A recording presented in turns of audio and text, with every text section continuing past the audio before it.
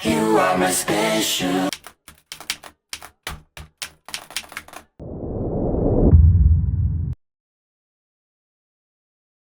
Akhir-akhir ini di Indonesia banyak sekali perdebatan yang terjadi, entah itu di dunia maya maupun di dunia nyata.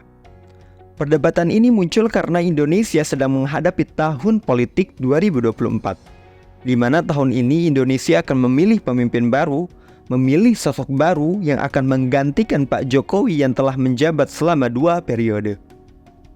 Banyak sekali pandangan masyarakat Indonesia tentang debat, terutama debat Capres dan Cawapres yang diadakan resmi oleh KPU dan ditayangkan langsung di televisi.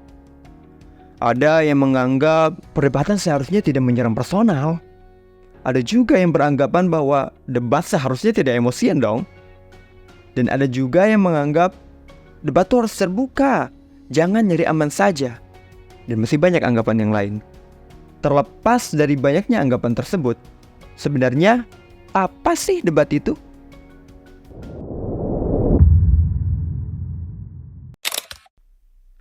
Menurut English Speaking Union, debat adalah suatu argumentasi yang terorganisir atau kontes gagasan dan ide yang pesertanya mendiskusikan suatu topik. Biasanya bersifat filosofis, sosial, dan politik. Dan seringkali merupakan masalah mendesak dalam permasalahan terkini dari dua pihak yang berlawanan dalam suasana sipil yang terkendali. Sedangkan Cambridge Dictionary mendefinisikan debat sebagai berikut. Debate is a competition in which teams of people, often students, discuss subject and the team that is judged to make the best arguments wins.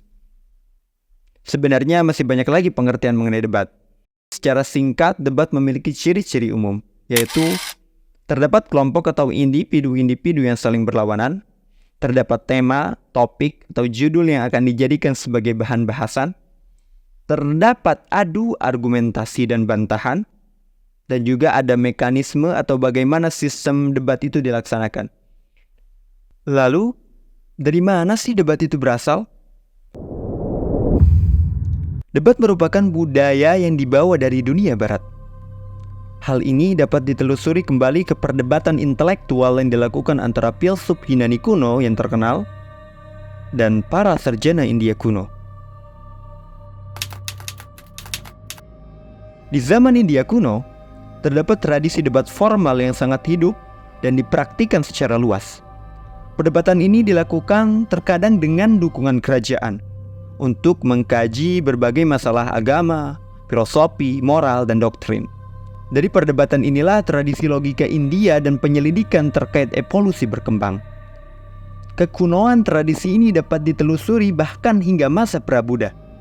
Misalnya hal ini bisa ditelusuri dalam Brihadaranyaka Upanishad, sebuah teks Prabuddha yang menyebutkan Raja Janaka tidak hanya mengorganisir dan mendukung perdebatan antara orang bijak dan pendeta, tetapi juga berpartisipasi dalam perdebatan tersebut. Perempuan juga biasa berpartisipasi dalam perdebatan ini. Contohnya adalah Gargi. Gargi adalah seorang ulama wanita yang sering mengikuti perdebatan di istana Raja Janaka.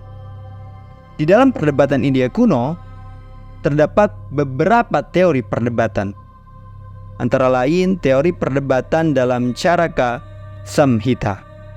Juga ada teori perdebatan dalam Nyaya Sutra.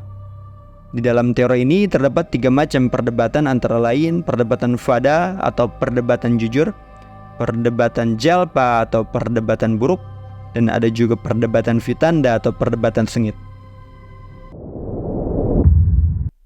Sedangkan di zaman Yunani kuno, perdebatan muncul dari digunakannya rasionalitas sebagai jalan lain dalam menjelaskan alam semesta yang sebelumnya lebih banyak bersumber pada mitologis atau mitos.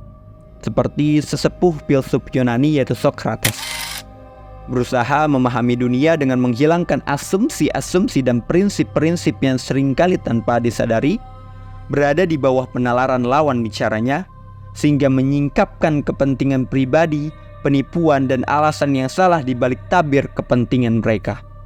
Ada juga pada tahun 63 sebelum Masehi, Cicero seorang orator dan seorang filsuf terkenal karena kemampuannya yang mendeteksi kelemahan dalam pemerintahan Romawi kontemporer. Yang paling terkenal adalah serangannya yang pedas dan tak terkendali terhadap bangsawan Satelin.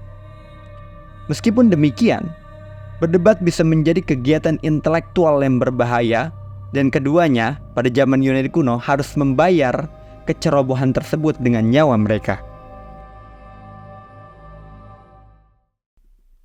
Masuk ke dalam perdebatan modern. Pada tahun 1858 menjadi awal perdebatan di zaman modern. Perdebatan perebutan kursi Senat Aylons antara Abraham Lincoln dan Stephen Douglas dirayakan karena keterampilan dan ketepatan retorika mereka. Pertengkaran verbal mereka menginspirasi seluruh bentuk perdebatan modern yang kini menjadi pemandangan umum dalam setiap siklus pemilu di seluruh dunia. Jadi perdebatan Abraham Lincoln dan Stephen Douglas ini adalah perdebatan modern yang sekarang diikuti oleh perdebatan-perdebatan seluruh dunia. Sedangkan debat pertama yang disiarkan di televisi terjadi pada tahun 1956, di mana perdebatan terjadi antara perwakilan Presiden Eisenhower dan penantangnya dari Partai Demokrat Adlai Stevenson. Pada tahun 1960, tepatnya pada pemilihan Presiden Amerika selanjutnya, terjadi juga debat yang sangat terkenal dan sengit antara Richard Nixon dan John F. Kennedy. Mereka yang mendengarkan melalui radio mengira Richard Nixon yang menang, sementara yang menonton di televisi percaya bahwa John F. Kennedy yang lebih karismatik lah yang menang. Dan terbukti, Kennedy lah yang menang. Kemenangan Kennedy dalam jejak pendapat sering dikaitkan dengan pesona dan kekuatan karakternya, yang membuktikan pentingnya bahasa tubuh ketika membangun hubungan emosional dengan audiens. Nah, dari sejarah debat tersebut, terutama debat di era modern, kita dapat mengetahui bahwa debat merupakan salah satu seni mengolah kata dan pertunjukan bahasa tubuh yang tak lain untuk meyakinkan audiens agar dapat menilai siapa yang lebih menguasai panggung dan memiliki ide juga gagasan yang matang dan realistis. Dan terlepas dari itu semua, kita dapat mengetahui bahwa debat merupakan suatu pertunjukan yang berasal dari bangsa barat yang mana kebebasan digarisbawahi. Entah itu kebebasan berpikir atau berekspresi telah menjadi suatu pedoman dan kurikulum debat bagi bangsa barat. Jadi tidak mengherankan lagi kalau di dalam debat ada pihak yang sengaja membuat lawan debatnya emosi sehingga mereka yang emosi tidak bisa berpikir secara jernih lagi.